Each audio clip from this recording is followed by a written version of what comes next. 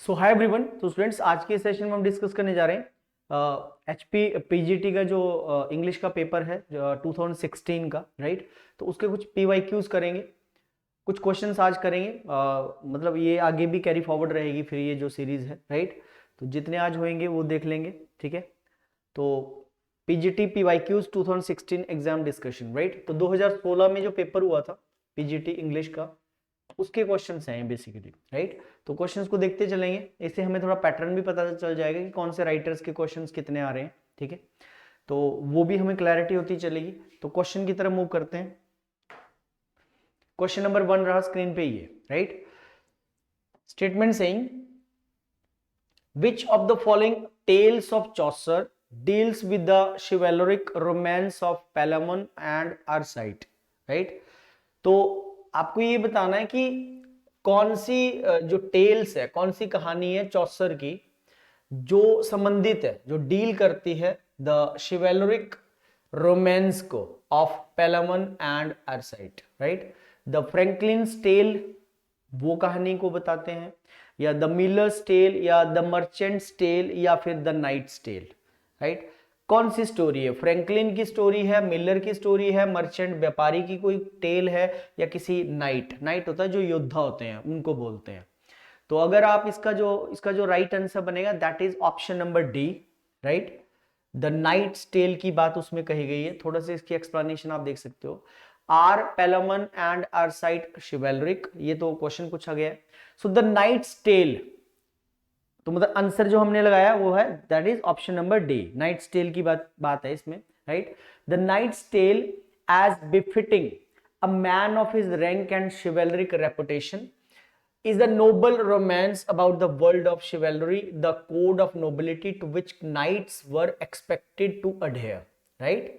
तो ये यहां पे बात कर रहा है। तो नाइट्स टेल की बात है, हमें हमारा आंसर मिल गया। However, neither of the tales two male leads, Palamon and Arcite, live up to the chivalric ideal। तो ये आइडियल थे। तो ये जो क्वेश्चन यहाँ पूछा गया है कि आर पेलामन एंड आर्साइट chivalric, तो yes they were chivalric, right, live up to the chivalric ideal, right। तो आंसर हमें यहां पे जो मिला है that is option number D. The Franklin's tale इसका राइट आंसर नहीं है, द मिलर्स टेल भी नहीं होगा, द मर्चेंट्स टेल भी नहीं होगा। तो कौन सी टेल्स है चौसर की जो डील करती है chivalric romance of Palamon and Arcite का? That is the nights tale. Come to the question number second. Whose tomb Chaucer's pilgrims in the Canterbury Tales are going to visit?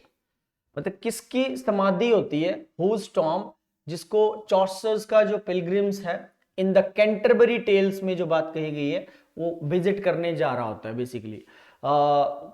Thomas एक्विनस, Saint मेरी, Thomas baked, या Saint John, ये 4 options हैं, ठीक है। तो किसकी pilgrims, चॉसर्स की जो पिलग्रिम्स हैं कैंटरबरी टेल्स में, तो किसकी समाधि के ऊपर जो है वो विजिट करने जा रहा होता है? सो इसका जो राइट आंसर बनेगा that is Thomas baked. Thomas baked इसका राइट आंसर है। थॉमस बैकेट की टॉम्ब होती है जिसपे ऊपर वो जा रहा होता है, ठीक है। So how many pilgrims are there in Chaucer's Canterbury Tales? मैंने क्वेश्चन थोड़े और भी बीच में लगा रखी हैं बातें, ठीक है। So he likes to sing and preach whenever he gets a chance. There are 29 pilgrims, ठीक है। तो 29 है टोटल। है कितनी है? 29 पिलग्रिम्स इन चॉसर्स कैंटरबरी टेल्स। तो जॉफरी चॉसर्स की जो कैंटरबरी टेल्स है उसमें टोटल जो है कितनी है? 29 पिलग्रिम्स की बात है। They all are the significant members of the party of those pilgrims who journeyed from London to the shrine of saint Thomas which is the Becket in Canterbury, right. तो ये एक बैकेट था। तो इसका जो राइट आंसर बनेगा that is option number C, right, that is Thomas Becket. Come to the question number third. To whom did Chaucer dedicated his Troilus and Cressida, right. तो ये एक वर्क है इनका ट्रोजन वॉर के ऊपर, Troilus and क्रेसेड। तो ये किसको बेसिकली डेडिकेट किया है जॉफरी चौसर ने? जॉन गावर, विलियम लैंगलैड, जॉन विक्लिफ, या किंग एडवर्ड सेकेंड, राइट। तो ये आपको यहां पे बताना है कि जॉफरी चौसर का जो वर्क है ट्रोइलस एंड क्रेसेड, राइट, जो ट्रोजन वॉर के ऊपर है आधारित, राइट, वो किसको बेसिकली डेडिकेट किया था इन्होंने, समर्पित किसको किया था चौसर ने? तो ये किया था बेसिकली जॉन गावर को, राइट। तो इसका जो राइट आंसर बनेगा student that is option number A, ठीक है। Troilus and Criseyde is dedicated to John Gower by Chaucer, right.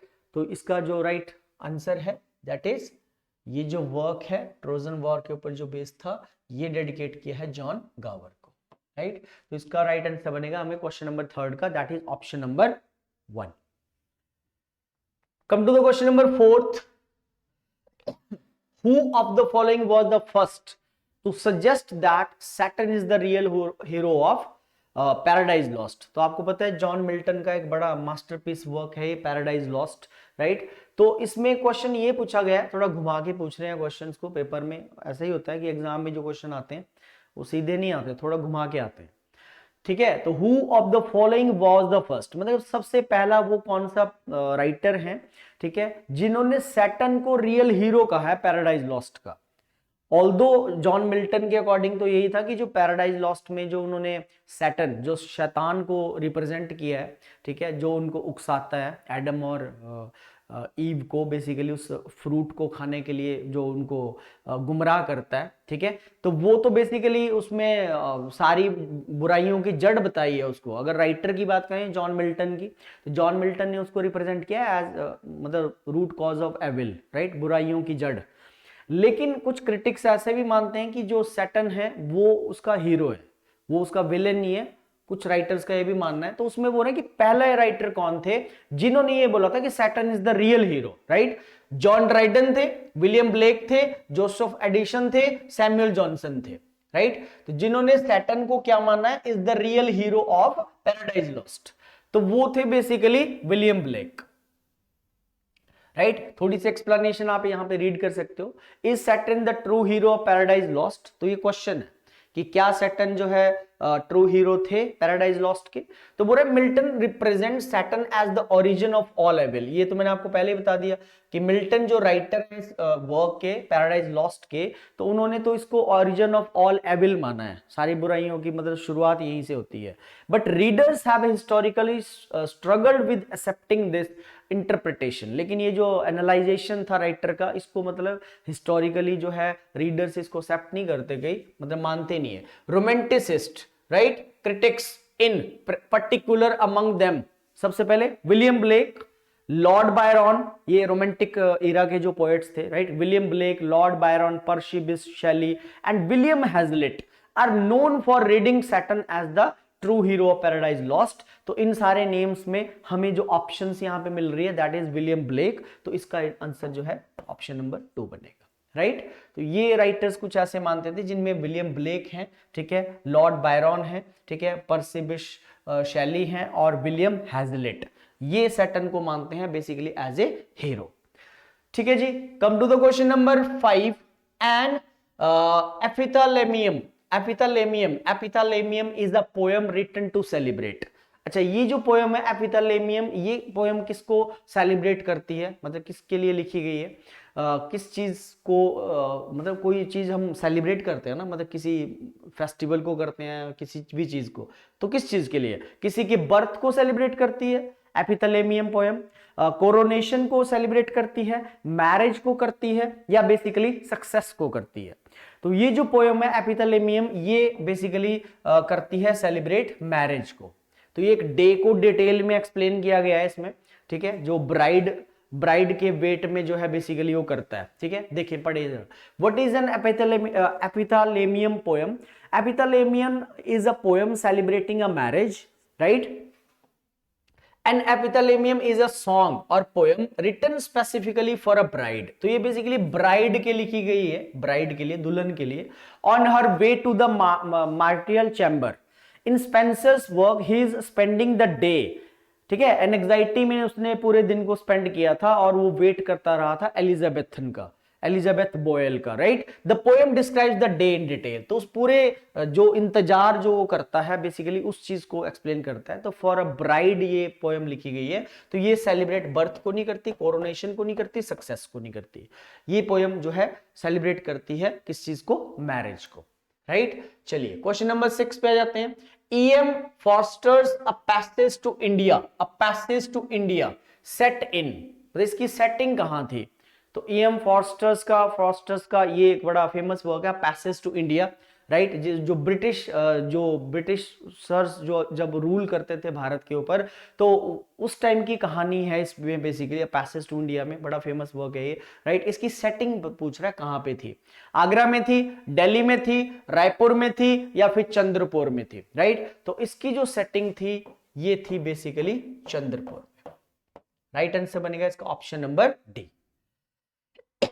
तो क्वेश्चन नंबर 6 का जो राइट आंसर है students, that is option number D, that is Chandrapur, right. Who wrote the play the return of Ulysses? ठीक है, तो return of Ulysses जो play था, the return of Ulysses, एक अकेला यूलिसिस भी था, ठीक है, और ये द रिटर्न ऑफ यूलिसिस है। तो ये बेसिकली लिखा था किसके द्वारा? जेम्स जॉयस के द्वारा। जेम्स जॉय ने ही यूलिसिस को भी लिखा है, द रिटर्न ऑफ यूलिसिस भी फिर जो है जेम्स जॉयस जी ने ही लिखा था। Question number 8, in which of the following plays does Hippolyta appear? कौन सा ऐसा प्ले है, ठीक है, कौन सा ऐसा प्ले है, ठीक है, जिसके अंदर ये एक कैरेक्टर होता है हिप्पोलिटा, ठीक है, ये अपीयर होता है। सो हिप्पोलिटा अपीयर होता है मेजर फॉर मेजर में, द टेमिंग ऑफ द श्रीव में, मिड समर नाइट्स ड्रीम में, या फिर एज यू लाइक इट में, ठीक है। तो ये जो कैरेक्टर है हिप्पोलिटा, ये अपीयर होता है basically mid summer nights Dream जो वर्क है, ठीक है, उस प्ले के अंदर ये कैरेक्टर अपीयर होता है मिडल में, राइट। तो यहां पे थोड़ी एक्सप्लेनेशन पढ़ लीजिए। Who is Hippolyta in a mid summer nights dream? तो हमें आंसर तो मिल गया कि भाई ये जो कैरेक्टर है ये basically mid summer nights dream का कैरेक्टर है। So Hippolyta doesn't appear often in William Shakespeare's a mid summer nights dream, but her character is significant. The comedic play centers around the wedding between Hippolyta, the Amazon queen, and Theseus, the Duke of Athens. Theseus wins Hippolyta not with candy and flowers, but through the wounds he inflicts on her during battle. Right, तो ये कुछ कहानी है, तो हमें थोड़ा सा आपको इसकी बैकग्राउंड मैंने बता दी, राइट। ये जो कैरेक्टर है ये विलियम शेक्सपियर का जो प्ले है मिड समर नाइट्स ड्रीम, उसमें अपीयर होता है, राइट। क्वेश्चन नंबर 9 पे जाते हैं students. Who is the author of the Journal of the plague Year? तो ये जो वर्क है the Journal of the plague Year, इसके पूछ रहे हैं कि ऑथर कौन है, right. Who is the author of the Journal of the plague Year? Richard Steele, Daniel Defoe, Joseph Addison या सैमुअल पेप्स, राइट। तो इन 4 में से आपको बताना है कि कौन से जो है the Journal of the plague year के बेसिकली ऑथर है। तो इसके जो ऑथर हैं वो है डैनियल डेफो, राइट।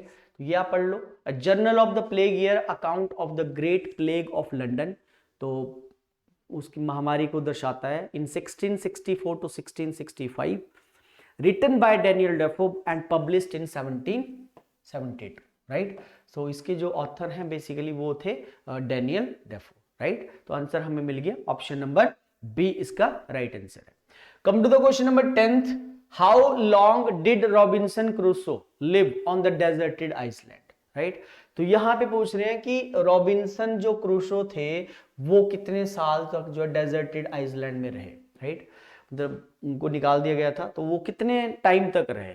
12 साल 12 दिन रहे, 16 दिन रहे, 20 साल से थोड़ा सा अधिक रहे, या फिर 28 साल से थोड़ा सा अधिक रहे? A little over 28 years, a little over 20 years, 16 days, 12 years and 12 days, right. तो उस ड्यूरेशन को, अवधि को पूछा गया है कि कितने टाइम तक रॉबिन्सन क्रूसो जो है डेजर्टेड आइसलैंड में रहे थे, ठीक है। तो इसका जो राइट आंसर है that is option number D, ठीक है। 28 साल, आई थिंक 2 महीने और पता नहीं 19 डेज या 16 डेज रहे थे, तो ये आप पढ़ सकते हैं। He moved the island to the Caribbean and peopled it with cannibals, one of whom becomes Crusoe's faithful servant Friday, while Selkirk was stranded for a mere 4 years. The fictional Crusoe spends 28 years, 2 months and 19 days. 28 साल 2 महीने और 19 दिन as a castaway, as he meticulously notes in his journal, जो इन्होंने मतलब अपने journal में बताया। तो 28 साल 2 महीने और 19 दिन, तो मतलब क्या हुआ answer? A little over 28 years. 28 साल से थोड़ा सा ज्यादा रहे, 2 महीने 19 दिन और जोड़ लीजिए, ठीक है। तो ये इसका आंसर है।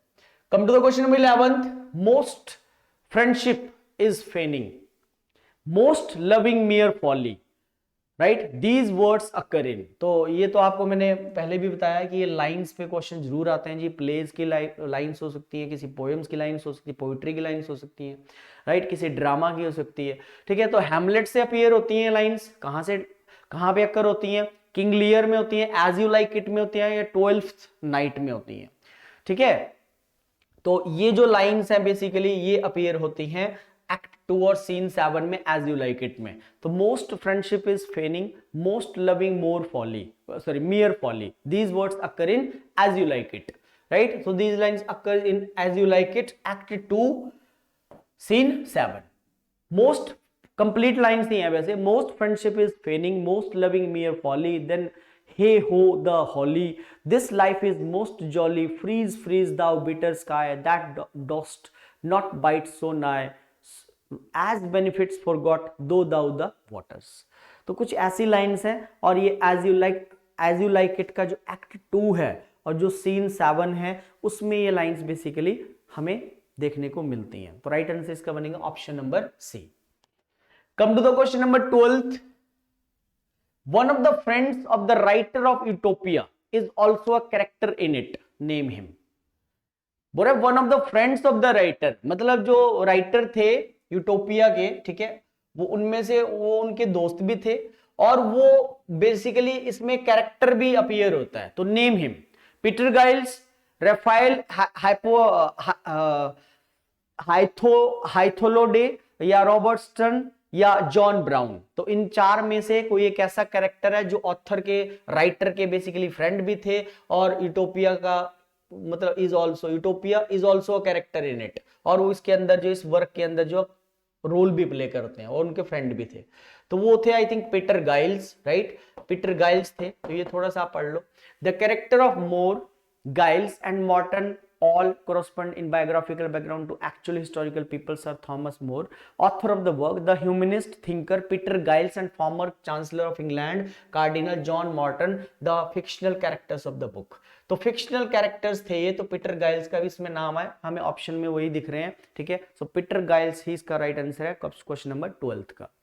Come to the question number 13, Pope reused the final version of the rape of the lock after adding machinery of self and Clarissa's speech to its original version in। देखो क्वेश्चन कैसे घुमा दिया। अब इसका जो basically the rape of the lock जो है 1712 में लिखी गई, 1714 में पब्लिश किया गया, ठीक है। तो 1712 में तो इसको लिखा गया था, 1714 में इसको पब्लिश किया गया था। लेकिन यहाँ पे थोड़ा घुमा रहा है, बोल आफ्टर एडिंग मशीनरी, ये कुछ मशीनरी ऐड करी, और क्लैरिसास की स्पीच जो आती है वो इसके ओरिजिनल वर्जन में बोल कब अपीयर हुई, कब आई। तो क्वेश्चन को थोड़ा सा इन्होंने मॉडिफाई कर दिया। ये वैसे इसकी डेट्स हैं, आप थोड़ा पढ़ लो। The rape of the lock is a narrative mock poem by Alexander Pope that was first published in 1712, right. पहले इसको पब्लिश किया गया 1712 में, and then published in a longer version इसका फिर आया 1714 में, राइट। तो इसका फर्स्ट पब्लिकेशन हुआ था 1712 में, लॉन्गर वर्जन पब्लिश हुआ 1714 में, the final version published in 1707 in a volume of pops poetry added Clarissa speech. तो यही हमें क्वेश्चन में पूछा भी है इसने कि ये जो स्पीच है और कुछ मशीनरी की बात कर रहा है ओरिजिनल वर्जन में, ये कब हुआ? तो ये हुआ था स्टूडेंट्स कब? पब्लिश्ड इन 1717, 1717 में फिर ये हुआ था बेसिकली, जब क्लैरिसा की स्पीच को इन्होंने ऐड ऑन किया था। तो राइट आंसर बनेगा यहां पे ऑप्शन नंबर सी, 1717 में ही जो है इसको बेसिकली क्लैरिसा की स्पीच को ऐड ऑन किया था। तो ये हुआ फिर इसका answer. Come to the question number 14, Wessex, a fictitious place in England, is invariably associated with one of the novelist of modern era, name the novelist. तो ये बोल रहे हैं कि जो वेसेक्स था, ठीक है, जो एक फिस्टिशियस प्लेस था इंग्लैंड में, द काल्पनिक एक जगह थी इंग्लैंड में, वेसेक्स और Sussex, is invariably associated with, और ये जो है बेसिकली एसोसिएट करती है वन ऑफ द नॉवलिस्ट, सारे जितने भी नॉवलिस्ट थे उनमें से एक ऐसे नॉवलिस्ट थे उनसे एसोसिएट करती है ऑफ मॉडर्न एरा, उन नॉवलिस्ट का हमें नेम बताना। तो it's Oscar Wilde, right, Thomas Hardy, H.G. Wells या फिर E.M. Forster, right. तो राइट आंसर इसका जो क्वेश्चन का है दैट इज थॉमस हार्डी। तो मॉडर्न इरा के जो बेसिकली इनसे एसोसिएट करता है, तो देख लो, the 19th century novelist Thomas Hardy wrote about Wessex in his books which tells stories set in that area. His Royal Highness the Prince Edward was given the title Earl of Wessex when he married Sophie who became the Countess of Wessex. Right, तो यहां पे हमें इस बात से थोड़ी सी explanation से पता चल गया कि थॉमस हार्डी ही वो राइटर थे, नॉवलिस्ट थे, ठीक है, और उन नॉवलिस्ट का ही हमें हमसे नाम पूछा जा रहा है। तो राइट आंसर बनेगा क्वेश्चन का ऑप्शन नंबर बी इसका राइट आंसर है, right. Come to the question number 15। तो 15 ही क्वेश्चन है स्टूडेंट्स आज के सेशन में, राइट। तो ये ऐसे 15-20 पीपीटी बनाने में थोड़ा टाइम लगता है, ठीक है। तो ये मैं ऐसे करवा के आपको हर संडे जो है इसका PYQs आपको देता रहूंगा, ठीक है। तो नेक्स्ट सेशन में थोड़ा और ज्यादा कर लूंगा, राइट। शैलीज द सेंसी, ठीक है। तो ये एक वर्क है basically, the Cenci is a an, ये क्या है, एक प्ले था, द सेंसी एक लिरिक था, एक ओड था या फिर एक एलिजी था, राइट।